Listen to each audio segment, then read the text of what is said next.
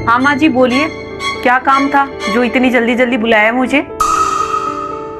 तुम दोनों तो अलग हो गई हो, लेकिन तुम दोनों ने एक बार भी मेरा नहीं सोचा। माँ जी, बंटवारे के लिए तो आपने ही कहा था कि आप दोनों को बराबर करके जिम्मेदारी से मुक्त होना चाहती हैं। हाँ बड़ी बहू, लेकिन मेरी जिम्मेदारी कौन उठाएगा तुम दोनों में से? हम और कौन माँ जी, आज तक भी तो हम ही आपका काम संभालते आए हैं। और वैसे भी पहले से मैं आपको संभालती आई हूँ, आपके कपड़े धोना, आपकी दवाइयों का ध्यान रखना, आपका खाने पीने का ध्यान रखना, तो आगे भी मैं ही करती रहूंगी। हाँ तो संभालो ना, मुझे क्यों सुना रही हो?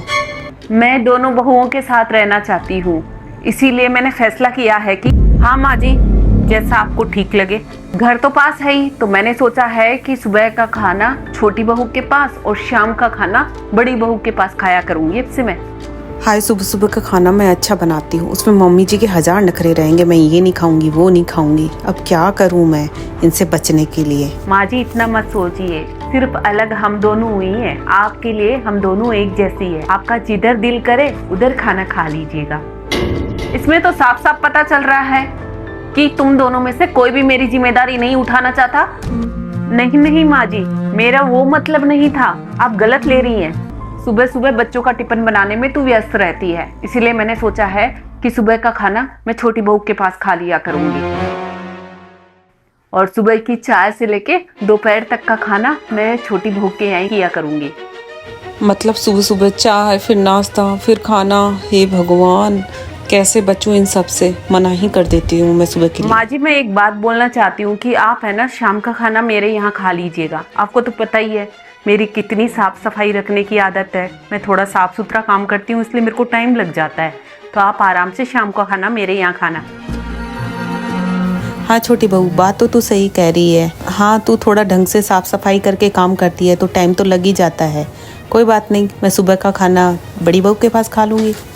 दोनों बोल तो ऐसे रही है, मैं जल्दी काम करती हूँ तो मतलब ढंग से नहीं करती और अच्छे से नहीं करती। माँ जी वैसे भी तो मैं अब तक आपका और बच्चों का काम संभालते हुए आई हूँ, मुझे आगे भी कोई दिक्कत नहीं है, मैं आराम से कर लूंगी। दिक्कत तो क्या ही होगी, जब तक छोटी बहू के बच्चे नहीं हो जाते तब तक मैं तुम्हारे पास रहूंगी। जब इसके बच्चे हो जाएंगे तो उनको भी तो पालना पोसना पड़ेगा।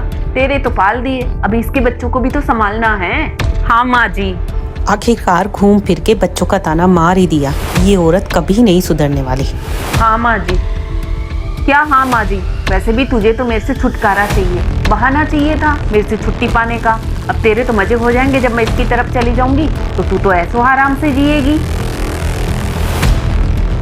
तूने तो बहुत कोशिश करी थी कि छोटी बहू और मेरे ना बने, बहुत कान भरे तूने छोटी बहू के मेरे खिलाफ। माँ जी छोड़िए ना ये सब बातें, अब तो वैसे भी हम अलग तो क्या हुआ देवरानी जी, अलग ही तो हुए हैं, लेकिन इनके मन में तो मेरे खिलाफ जहर ही भरा हुआ है। वो ही सोचेंगी और वो ही बोलेंगी।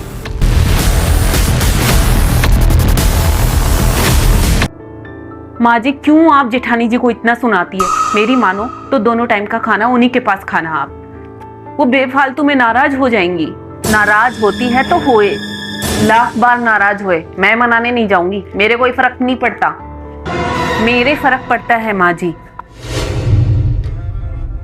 आप खुद तो अपनी जिंदगी जी चुकी हैं, लेकिन हमें तो शांति से जीने दें।